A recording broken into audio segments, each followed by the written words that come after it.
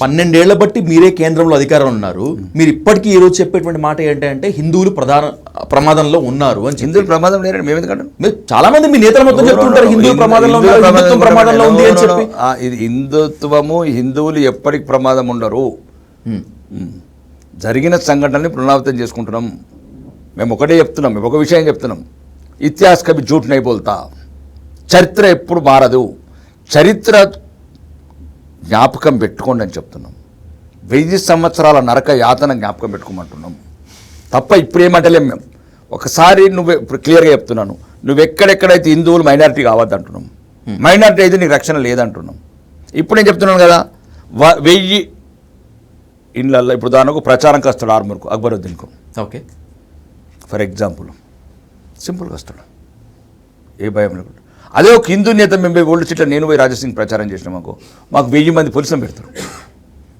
గోషామాల్లో గెలిచేది మీరే. అక్కడ గోషామాల్ ఇస్ డిఫరెంట్. టోటల్ 90, అక్కడ హిందూస్ ఉన్నారు 90% మెజార్టీ. అప్పటికి మ్యాక్సిమం ట్రై చేస్తున్నారు. నేను ఉద్దేశం చెప్పట్లేదండి. 100 ఫ్యామిలీల మధ్యన ఒక ముస్లిం ఫ్యామిలీ భయం లేకుండా ఉంటుందండి. ఇది నేను అన్న మాటగా దయచేసి ఇది దేశంలో కాదు ప్రపంచంలో తెలుసు. ఒక 100 ముస్లిమ్స్ ఉన్న ఫ్యామిలీ, ఒక హిందూ ఫ్యామిలీ ఉన్నది ఎక్కడైనా చూపించండి ప్రపంచంలో, భారతదేశంలో చూపించండి. నేను చెప్పింది అబద్ధమైతే మీరు దయచేసి ఎవరైనా దీనికి సిద్ధంగా ఉన్నాను. 100 మంది హిందువులు ఉన్న దగ్గర ఒక ముస్లిం ఫ్యామిలీ ఎటువంటి సంకోచం లేకుండా వాళ్ళ మత ఆచారాలు అన్నీ శాంతియుతంగా జరుపుకుంటా, వాళ్ళ నమాజ్ కావచ్చు, వాళ్ళ బక్రీద్ కావచ్చు, రంజాన్ కావచ్చు, అన్ని కార్యక్రమాలు వాళ్ళ మత సాంప్రదాయం ప్రకారం ఉండొచ్చు క్షేమంగా ఈ దేశంలో. 100 మంది ముస్లిమ్స్ ఉన్న దగ్గర ఒక 50 మంది హిందువుల్లో చెప్పండి. ఓల్డ్ సిటీ అంతా ముస్లింలే ఉన్నారా అన్న? మొత్తం హిందువులు లేరా? క్లీన్ చేసారు. నీకు రికార్డు పంపిస్తా. 1990 6 నెలల గర్భావతులను పొడిచినారు, కడుపులో ఉన్న పిండాలను పొడిచినారు. గోద్రాలో కూడా జరిగింది అదే కదా. గోద్రేశ్వరి హైదరాబాద్ మీరు అన్నారు కాబట్టి చెప్తున్నాను. ఓల్డ్ సిటీ సంగతి చెప్తున్నాను.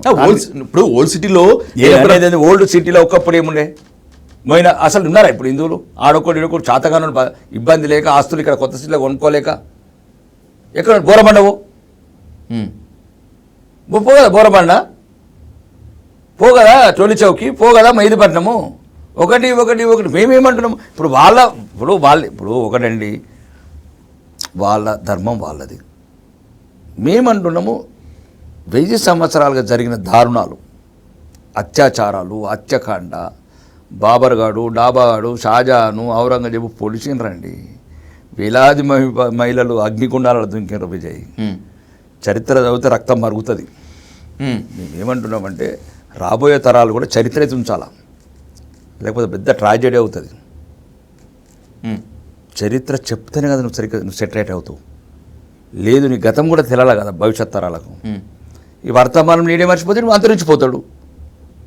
ఎప్పటికైనా సరేనండి, హిందువులు మెజారిటీ ఉన్నంత కాలమే ఈ దేశంలో సెక్యులరిజం ఉంటుంది.